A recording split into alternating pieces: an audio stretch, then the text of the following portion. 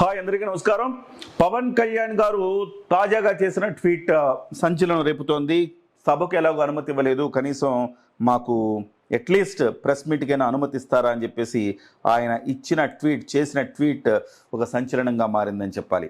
So I will address a press meet at my home in Jubilee Hills today between 4:30 p.m. to 5:30 p.m. I hope Telangana Police Department at least gives me permission to do a press meet with Janasena party leaders.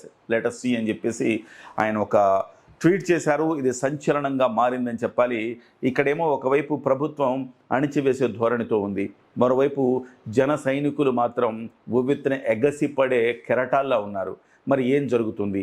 Press మీట్కి హాజరవ్వాలి, at least Pawan Kalyan గారికి తమ సంఘీభావం తెలియచేయాలి, పవన్ కళ్యాణ్ గారి పట్ల తమకున్న ప్రేమను చాటాలి, పవన్ కళ్యాణ్ గారికి మేమంతా అండగా ఉన్నాం, తెలంగాణలో జనసేన పార్టీని హక్కును చేర్చుకునేందుకు తెలంగాణ జనం సిద్ధంగా ఉన్నారనే ఒక సంకేతాన్ని ఇవ్వాలని వీళ్ళందరిగా భావిస్తున్నట్టుగా తెలుస్తోంది. ఇప్పటికే జిల్లాల నుంచి అనేక మంది హైదరాబాద్ రోడ్ల మీదకి వచ్చేశారు. హైదరాబాద్లో వాస్తవానికి 2000 మందికి మాత్రమే పాసులు జారీ చేశారు. కానీ 2000 మందితో పాటుగా అనేక మంది, మరొక 2 నుంచి 3000 మంది వీళ్ళతో పాటుగా హైదరాబాద్ వస్తున్నట్టుగా తెలుస్తోంది. అయితే వాళ్ళందరికీ అనుమతి లేదు సభలోకి మాత్రం. అట్లీస్ట్ బయట ఉండి పవన్ కళ్యాణ్ గారికి అభివాదం చేద్దామని వాళ్ళు భావించారని సమాచారం. అలా కాకుండా ఇవాళ ప్రెస్ మీట్ అంటే మరి 5000 మంది ఎటు వెళ్తారు? 5000 మంది కనీసం పవన్ కళ్యాణ్ గారికి సంఘీభావం తెలియజేద్దామన్న భావనతో ఉంటే హైదరాబాద్లో మాదాపూరు, జూబ్లీ హిల్స్ ట్రాఫిక్ స్తంభించే అవకాశం కనపడుతుంది. మరి పోలీసులు ఎలా ఆలోచిస్తారు? వాస్తవానికి పోలీసులు చినికి గాలివానగా అయ్యేలాగా ఈ ఇష్యూని మార్చారా అనిపిస్తోంది. అట్లీస్ట్ సభకు అనుమతించుంటే, అట్లీస్ట్ కొన్ని నిబంధనల మేరకు సభకు అనుమతించుంటే ఎలాంటి ఇబ్బంది ఉండేది కాదు. పవన్ కళ్యాణ్ గారు తెలంగాణ పట్ల తనకున్న అపారమైన ప్రేమను, తమకున్న ఆప్యాయతను ఆయన వెల్లడించుకునే ఒక అవకాశం మాత్రమే సభ ద్వారా తీసుకోవాలనుకున్నారు. కానీ పోలీసులు ఎప్పుడైతే అడ్డుకున్నారో, ఎప్పుడైతే ఉక్కుపాదంతో అణిచివేసే ప్రయత్నం చేశారో, ఖచ్చితంగా ఇది మరోవైపుకి టర్న్ తీసుకునే అవకాశం కనిపిస్తోంది.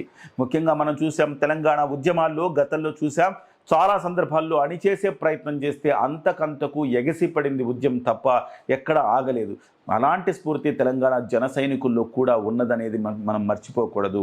సో ఇవాళ పోరాట స్ఫూర్తి కేవలం మట్టి మనుషుల సంఘం కూడా తెలంగాణలో ఉందంటే చూడండి, పోరాటాల గడ్డ, పోరాటాల పురిటి గడ్డ, పోరాటాలకు పుట్టినీళ్ళు తెలంగాణ అని చెప్పేసి పవన్ కళ్యాణ్ గారు తన సందేశంలో పేర్కొన్నారు. అయితే ఇక్కడ మనం ఆలోచించాల్సింది, ఒకవైపు ఆంధ్రప్రదేశ్లో కూడా ఆయన పదే చెప్తుంటారు, పోరాడాలి, ప్రశ్నించాలని చెప్తూ ఉంటారు.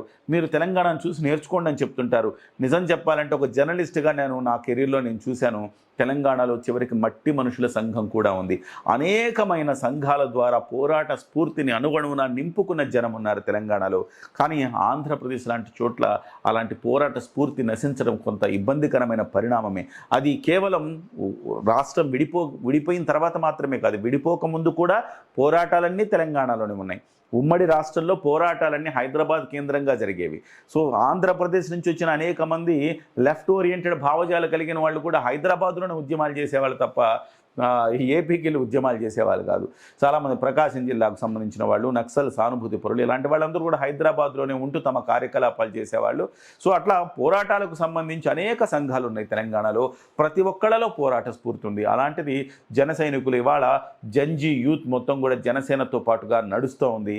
పవన్ కళ్యాణ్ లాంటి వ్యక్తి ఈ తెలంగాణలోకి రావాలని చెప్పేసి అనేక మంది కోరుకుంటున్నారు. ఎప్పుడో స్వతంత్రానికి పూర్వం, స్వతంత్రం వచ్చిన తర్వాత 70 ఏళ్లుగా వెలుగుకు నోచుకొని గ్రామాలకు, అడవి బిడ్డల్లో, చీకట్లో మగ్గుతున్న అడవి బిడ్డల మోముల్లో వెలుగులు నింపారు పవన్ కళ్యాణ్ గారు. బహుశా ఇది మరి ఎంతోమంది లీడర్లు వచ్చారు, ఎంతోమంది గిరిజన సంక్షేమం కోసం ప్రయత్నం చేశారు, ఎంతోమంది రూరల్ డెవలప్మెంట్ కోసం పనిచేశారు. కానీ ఎవరూ చేయలేని పని పవన్ కళ్యాణ్ గారు మాత్రమే ఎందుకు చేయగలిగారు? చెయ్యాలన్న సంకల్పం, ఎంత కష్టమైన చెయ్యాలన్న సంకల్పం. నేను ఎప్పుడు చెప్తుంటా, ఆర్ద్రత కూడిన హృదయం ఉండాలి, ఆర్ద్రతతో కూడిన ఆలోచనలు ఉండాలి, అప్పుడే తడి ఉండాలి కాస్త, అప్పుడే మనకి ఇలాంటివన్నీ చెయ్యాలనిపిస్తుంది అని చెప్పి చెప్తా ఉంటా. మరి ఇవాళ తెలంగాణలోకి పవన్ కళ్యాణ్ గారు ప్రవేశిస్తే తెలంగాణలో అనేక పల్లెలు, ఇవాళకి చాలా పల్లెలు అంటే ఇంకా అభివృద్ధికి నోచుకోకుండా ఉన్నాయి. మనం హైదరాబాద్ చుట్టుపక్కల చూస్తుంటాం, కోట్ల రూపాయలు, 204 కోట్ల రూపాయలంట రాయదుర్గంలో ఎకరా 204 కోట్ల రూపాయలంట.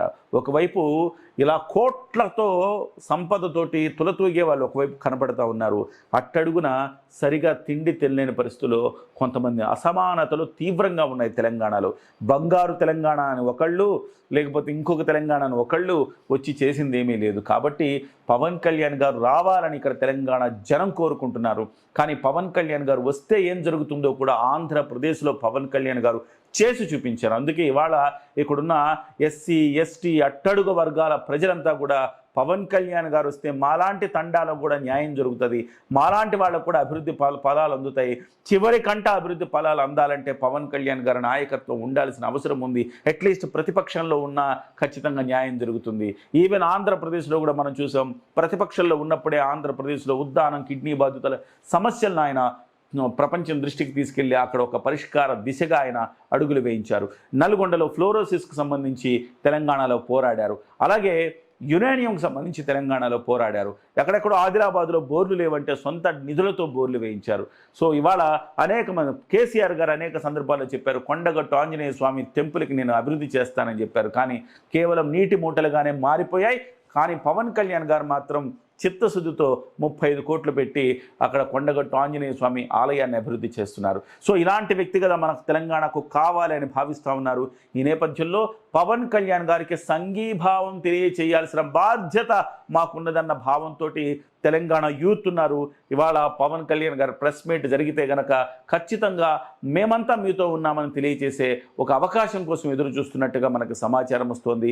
మరి ఎంతవరకు ఇది వాస్తవం, ఎంతవరకు ఇది ఏ రూపం తీసుకుంటుంది, పవన్ కళ్యాణ్ గారు ప్రెస్ మీట్ జరుగుతుందా లేదా అనేది ఖచ్చితంగా కొంత ఉత్కంఠ రేపే అంశమే అని చెప్పి మనం మాట్లాడుకోవాలి.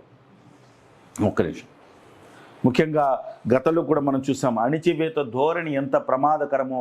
విశాఖపట్నంలో జగన్మోహన్ రెడ్డి గారు పవన్ కళ్యాణ్ గారిని అణిచేస్తే ఉక్కు పాదాల కింద ఆయన అణిచిన ఫలితం ఇవాళ జగన్ రెడ్డి ఇవాళ 11 సీట్లకు మాత్రమే పరిమితమైన సంగతి మనందరం చూస్తూ ఉన్నాం. ఖచ్చితంగా ప్రజాస్వామ్య ప్రభుత్వంలో ఇలాంటివి అనేది ఎవ్వరు కూడా ఆశించరు, ఊహించరు, ఆహ్వానించరు. ఖచ్చితంగా రాజ్యాంగ స్ఫూర్తికి విరుద్ధంగా ఇవాళ కాంగ్రెస్ ప్రభుత్వం వ్యవహరిస్తూ ఉంది. ఖచ్చితంగా మూల్యం చెల్లించుకోక తప్పదు. అలాగే తెలంగాణలో కూడా అనేక సందర్భాల్లో అణిచేసే ప్రయత్నం చేస్తే అది ఏ రూపం తీసుకుంది, ఎంత పెద్ద ఉద్యమంగా మారిందో మనందరం చూస్తూ ఉన్నాం. ఖచ్చితంగా ఇది మరొక ఉద్యమ రూపం తీసుకోకముందే ప్రభుత్వం దీని మీద సరైన చర్యలు తీసుకొని డెఫినెట్గా రాజ్యాంగ స్ఫూర్తిని కాపాడాల్సిన అవసరం ఉంది.